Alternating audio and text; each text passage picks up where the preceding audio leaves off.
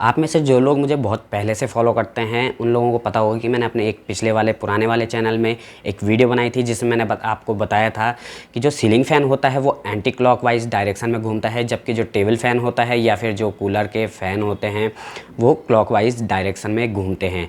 हो सकता है वहाँ पे मैं आपको पूरी अच्छी तरीके से डिस्क्राइब ना कर सका हूँ या फिर वहाँ पे मैं आपको समझा ना सका हूँ। तो यहाँ पे मैं वैसे तो उस वीडियो को उठा के डायरेक्टली इस चैनल पे डाल सकता था, लेकिन मैं आपको ज़्यादा बेटर तरीके से समझा पाऊँ इसलिए मैं ये वीडियो दोबारा से बना रहा हूँ। और यहाँ पे एक दूसरा रीज़न इस वीडियो को दोबारा बनाने का ये भी है कि इस चैनल पर जो मेरे नए सब्सक्राइबर हैं, हमारे यूट्यूब चैनल पर जो नए लोग जुड़े हैं, उनको भी ये पता चले, अगर वो ये बात जानने के इच्छुक हैं कि एक्चुअल में ऐसा होता क्यों है।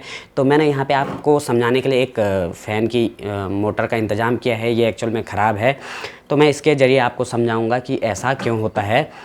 तो वीडियो में आगे बढ़ने से पहले अगर अभी तक आपने चैनल को सब्सक्राइब नहीं किया है तो आपसे रिक्वेस्ट है, प्लीज़ चैनल को सब्सक्राइब कर दीजिए और साथ में बेल आइकन दबा दीजिए, क्योंकि इसी तरह की इन्फॉर्मेटिव वीडियोज़ मैं आप लोगों के लिए बनाता रहता हूँ।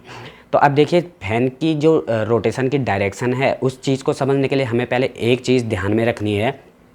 फ़ैन के जो मेन पार्ट होते हैं वो दो पार्ट होते हैं। एक होता है रोटर यानी कि जो घूमता है, और एक होता है स्टेटर यानी कि जो स्टेबल रहता है। उसका नाम से ही पता चल रहा है कि स्टेटर यानी कि जो स्टेबल रहेगा और रोटर यानी कि जो घूमेगा। यहाँ पे आपको एक चीज़ ज़रूर ध्यान रखनी है कि मोस्टली जो एसी फैंस होते हैं उनमें जो स्टेटर होता है उसी वाले हिस्से में जो मोटर की वाइंडिंग होती है वो की जाती है, ताकि उसमें ज़्यादा वेयर्स एंड टियर्स ना आए और उसको ज़्यादा उसका मैकेनिज़्म जो होता है उसको भी ईजी किया जा सके रिपेयर करने के पर्पज़ से या फिर बिल्ड करने के पर्पज़ से। तो आप ये चीज़ ध्यान रखिए कि जो एसी मोटर्स होती है, चाहे वो सीलिंग फ़ैन हो, चाहे कूलर की मोटर हो या फिर आपके टेबल फ़ैन की मोटर हो, उनमें आप देखेंगे मोस्टली 99% केसेस में आप स्टेटर में ही वाइंडिंग की होती है। अब मैं आपको ये जो एक मोटर है, ये है एक कूलर की मोटर है, इसे आप टेबल फ़ैन की मोटर भी कह सकते हैं। तो इसमें जो ये बाहर वाला हिस्सा है ये है इसका स्टेटर, और इसी हिस्से में इसकी वाइंडिंग की हुई होती है।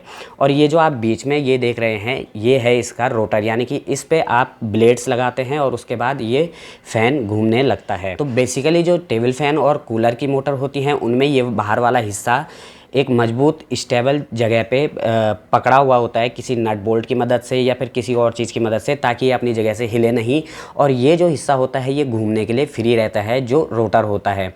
यहाँ पे अगर आप ध्यान देंगे तो जो सीलिंग फ़ैन होता है वहाँ पे इसका जो अंदर वाला हिस्सा होता है यानी कि जो बीच वाला पार्ट होता है वो स्टेटर होता है, और जो बाहर वाला पार्ट होता है वो रोटर होता है जिस पे ब्लेड अटैच की जाती है। और सीलिंग फ़ैन में जो अंदर वाला हिस्सा होता है उसमें वाइंडिंग होती है। तो अगर आप गौर करेंगे, मैं आपको एक नट एंड बोल्ट के एग्जांपल से समझा देता हूँ।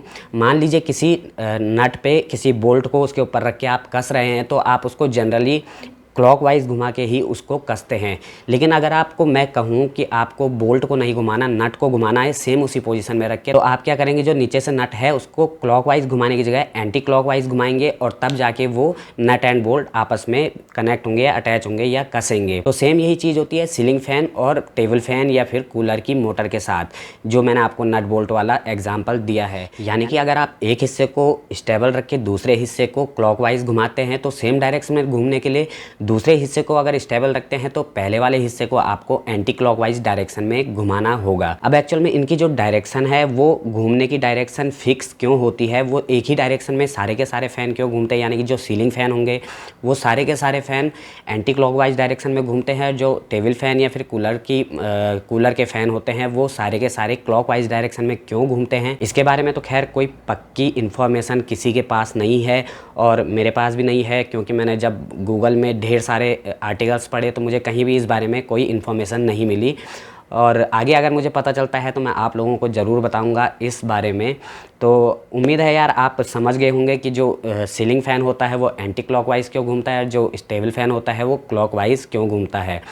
तो ऐसा नहीं है कि इनकी जो फ़ैन की रोटेशन की डायरेक्शन है वो अपोजिट ना की जा सके, उनको अपोजिट किया जा सकता है, लेकिन उसके लिए जो ब्लेड्स होंगी उनकी डिज़ाइंस भी चेंज करनी पड़ेगी। यानी कि जो फ़ैन की ब्लेड्स की डिज़ाइंस होती है वो उनके एक स्पेसिफिक डायरेक्शन के लिए ही डिज़ाइन की जाती है। यानी कि जैसे आप सीलिंग फ़ैन को ले लीजिए, क्योंकि सीलिंग फ़ैन सारे के सारे एंटी क्लॉकवाइज घूमते हैं, इसलिए उनकी जो ब्लेड्स की डिज़ाइंस होती है वो एंटी क्लॉकवाइज घूमने के लिए ही डिज़ाइन की जाती है, जिसकी वजह से वो नीचे की तरफ हवा फेंके। बस यार यही कुछ था इस वीडियो के लिए। उम्मीद है ये वीडियो आपको अच्छी लगी होगी। अगर अच्छी लगी है तो वीडियो को लाइक कर दीजिए, अपने दोस्तों के साथ शेयर कीजिए, चैनल को सब्सक्राइब कर दीजिए और साथ में बेल आइकन दबा दीजिए। फिलहाल इस वीडियो में इतना ही दोस्तों, मिलते हैं नेक्स्ट वीडियो में, तब तक के लिए नमस्कार।